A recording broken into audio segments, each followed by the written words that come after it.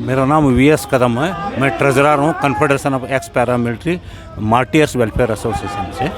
और हम लोग अभी ऑल ओवर इंडिया से आए हुए हैं यहाँ पे धरना प्रदर्शन के लिए। सबसे पहले हमारा जो डिमांड है, जो दिल्ली हाई कोर्ट ने 11 जनवरी 2023 को एक जजमेंट दिया था, जिसका इसमें हिसाब से पैरा मिलिट्री जो CRP, BSF, ITBP, SSB, CISF और आसाम राइफल, ये जो 6 ऑर्गेनाइजेशन है, इनको armed force of the union माना है। और इनको क्या करा था कि इन्होंने 2004 से ओल्ड पेंशन हटा के न्यू पेंशन में लाए थे, जिसकी वजह से उनको पेंशन नहीं मिल रही थी। इसीलिए कोर्ट में गए थे। कोर्ट ने डिसीजन दे दिया भाई हाँ, इन्होंने भी आर्म्ड फोर्स ऑफ यूनियन है, इनको भी मिलना चाहिए, हाँ, दे दो इनको, 3 हफ्ते के अंदर दे दो बना। लेकिन ये गवर्नमेंट ने क्या करा कि इसको कुछ लोग कुछ दिन टाला है, फिर उसके बाद सुप्रीम कोर्ट में फिर डाला है। अब 2024 में होगा इसका हियरिंग। हाँ, यदि देना हो तो दे देना चाहिए, इसको लटकाने से कोई फ़ायदा नहीं है। हमारे संसद में ये मांग है, हर राज्य में हमारा जो पैरामिलिट्री के लिए एक वेलफेयर बोर्ड होना चाहिए। वो बोर्ड अभी तक नहीं बना। 2012 से जो ऑर्डर निकला हुआ है, लेकिन अभी तक नहीं बना है, जिसकी वजह से हम लोगों को कोई रिहेबिलिटेशन नहीं है, कुछ नहीं। रिटायरमेंट के बाद कोई जॉब नहीं मिलता है, या बीच में छोड़ के जाने से भी जॉब नहीं मिलता।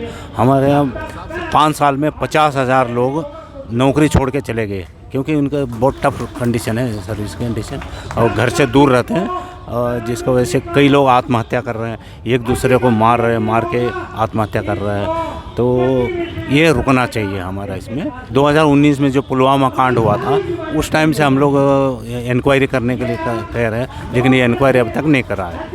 उसको बाहर आना चाहिए ना, कुछ भी हो। और उनको सही दर्जा भी नहीं है। जो 40 आदमी मरे या कोई भी मरता नहीं है, नहीं मिलता, आज तक नहीं मिला, ना देंगे ये। हाँ, ये मना कर दिया इन्होंने। और एक बार मर गया था, 3 दिन तक मेला होती है, उसके बाद कोई पूछने नहीं जाता है। ये सब कुछ राजनीति है, सिर्फ अपना राजनीति चमकाने के लिए 3 दिन के लिए जाते हैं उनका घर पूछताछ करने के लिए। उसके बाद कोई आज तक नहीं गया कोई उनके घर में, क्या कंडीशन में क्या है कुछ पता नहीं। आप लोगों का जुनून कितना है, आप लोग चाहते कितना हो के पेंशन जो हमारी नहीं है, या जो अभी मैं बीएसएफ में हूँ, और मैं ये कहना चाहता हूँ, उस टाइम भी बीएसएफ जो 1962 से जो है बीएसएफ आर्मी के साथ ही लड़ाई किया, और मैं जब बीएसएफ में हुआ, मैं उसी बॉर्डर पे मैं जा रहा हूँ, वो अधिकार मेरे को अभी नहीं मिल रहा है। और मैं ये कहना चाहता हूँ, ये जितने भी एजुकेशन का डिपार्टमेंट है, या जॉब का नौकरी है, या मेडिकल फैसिलिटी है, ये कुछ भी नहीं मिल रहा है। क्यों हमारे साथ इतना अन्याय क्यों? हम आतंकवादी से हम लड़ रहे हैं, देश की लड़ाई हम लड़ रहे हैं, तो इतने हमारे को बेदर्दी से हम क्यों देख रहे हैं हमारे को? क्या आपकी मेरी जनप्रतिनिधि जो भी खड़े हैं, क्या मेरी आवाज़ उनके तक पहुंच ही नहीं रहे? क्या इनको आप मेरे को देख ही नहीं पा रहे? हमारे साथ इतना अन्याय क्यों हो रहा है? मैंने देश की सेवा किया, मैंने गुनाह किया, मेरे को आज लग रहा है मेरे बच्चे ने क्या गुनाह किया?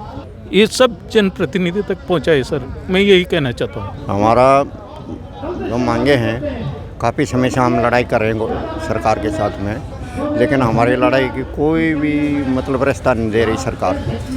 हमने धरने भी दर दिए, और जगह जगह मीटिंग भी किया है, और जगह जगह सरकार को लेटर भी लिखे हैं। जबकि हम हाई कोर्ट से डिसीजन, हमारा केस है जो फाइनल है, हाई कोर्ट ने कहा है कि जितनी भी फैसिलिटी आर्मी को दी गई है सभी इनको दो, पैरामिलिट्री को, लेकिन हमारी सरकार में कोई नहीं सुनाई हुई। अभी हमारे को हम 18-24 घंटे तक ड्यूटी करते हैं, हम बॉर्डर पे रहते हैं। हमारे जवानों को ये नहीं पता किस टाइम खाना खाएगा, किस टाइम नहीं खाएगा। जितना भी वीआईपी ड्यूटी है, राष्ट्रपति से लेकर के और नीचे तक सभी पैरामिलिट्री का वीआईपी ड्यूटी की जिम्मेवारियाँ हैं। तभी भी हम इनके नज़दीक रहते हैं, लेकिन हम आप नहीं पाते। जब हम कहते हैं तो हमारी कोई सुनवाई नहीं होती। और आप कितने साल की ड्यूटी कर चुके हैं? मैंने 24 साल ड्यूटी किया। कहाँ है सर? मैं सारे हिंदुस्तान में ड्यूटी किया है। नागालैंड है, मणिपुर है, मिजोरम है, कश्मीर है, और पंजाब है। ऑपरेशन में पंजाब ब्लू स्टार में भी रहे हम।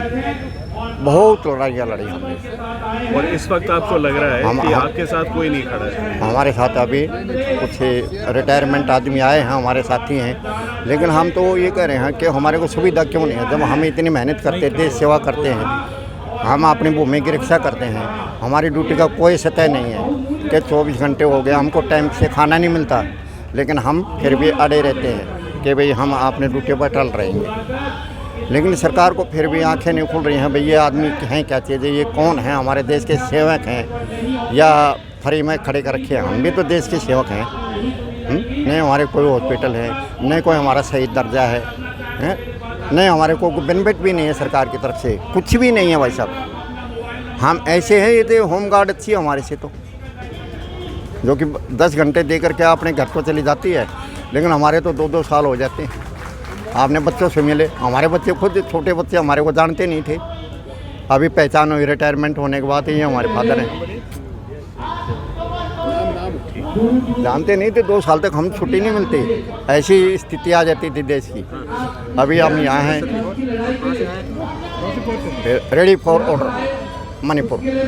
हमने 10 मिनट के बाद एयरपोर्ट पहुँचना पड़ेगा और 10 मिनट के बाद ही उसमें एयरप्लेन में बैठ के मणिपुर पहुँचना है। कितनी फुर्ती है हमारे अंदर, लेकिन सरकार हमारी फुर्ती का नाजायज़ फायदा उठा रही है। नाम दादामणि है, सेम चिकमगलूर डिस्ट्रिक्ट से है, कर्नाटक से। मेरा यही कहना है, सिर्फ आप लोगों से, जो मीडिया वालों से, हम लोग इतना बड़ा, हम लोग देश के लिए देश सेवा करके आ रहा है, लेकिन हम लोग जो जितना जो मीडिया वालों को जितना पैसा देकर हम लोग करने का नहीं है, मतलब प्रचार करने के लिए, जो जितना नेशनल टीवी है पूरा हम लोग को इतना पूरा हम गलत कष्ट उठा रहा है, इतना पूरा हम लोग तो धरना कर रहा है, लेकिन कोई नेशनल टीवी इसका पीछे सामने नहीं आ रहा है, दिखा रहा नहीं है। इसलिए आप लोग से रिक्वेस्ट है, हम लोग क्या छोटा छोटा पेंशन लेके हम लोग बाल बच्चा पाल कर रह रहा है, इसी से हम लोग देने के लिए हम लोग दिक्कत है। कृपया करके आप अपना पर जो जवान के ऊपर प्यार है, कम से कम आप लोग पूरा इसको उठा के हाईलाइट करने के लिए आप लोगों से गिनती कर रहा हूँ, आप लोग से हाथ जोड़ के गिनती कर रहा हूँ। क्यों ऊपर वाला ऑफिसर्स कोई हम लोग के पास सुन रहा नहीं। हम लोग इसलिए चल रहे हैं, आपको चलते आपका माध्यम से इसको पूरा नेशनल टीवी में प्रचार करने के लिए आप गिनती कर रहा हूँ। यही बोलने, बाकी पूरा आपने बता दिया। धन्यवाद, नमस्कार।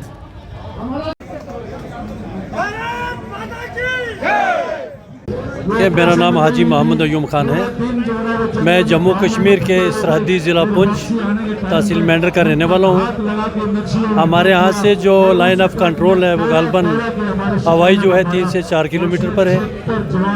हमारी जो फोर्स है पैरामिलिट्री फोर्सेस है, इसमें 6-7 फोर्सेस आती हैं, CRPF, BSF, ITBP, CISF, Assam rifle. तो ये जो फोर्सेस हैं इनको ना सिविल के साथ अकाउंट किया जाता है और ना फोर्सेस के साथ, जबकि ड्यूटी में ये 24 घंटे की ड्यूटी जिस तरह भारत की डिफेंस फोर्सेस करती हैं उस तरीके से ये करती हैं, और इनके जो हक हैं वो उनसे ये वंचित हैं। ना इनको शहीदों का दर्जा है, ना इनकी पेंशन है, ना इनके बच्चों को अच्छी तालीम है। अब मैं इसमें एक बात और ऐड करना चाहूँगा कि हमारे जो एक्स सर्विसमैन हैं सेंट्रल आर्मड पुलिस फोर्सेस के, उनकी पेंशनों में बहुत बड़ा फ़र्क है। जैसे कोई इंस्पेक्टर है तो आज हेड कांस्टेबल की पेंशन ले रहा है, जो हेड कांस्टेबल है वो सिपाही की पेंशन ले रहा है, प्रमोशन उनकी हुई है, लेकिन उनकी जो पेंशन है वो ठीक तरीके से सेटल नहीं की हुई है। देश की संसद को हमने बचाया था सर 13 दिसंबर 2001 में। हमसे क्या भूल हुई, सरकार ने हमारी पेंशन बंद कर दी।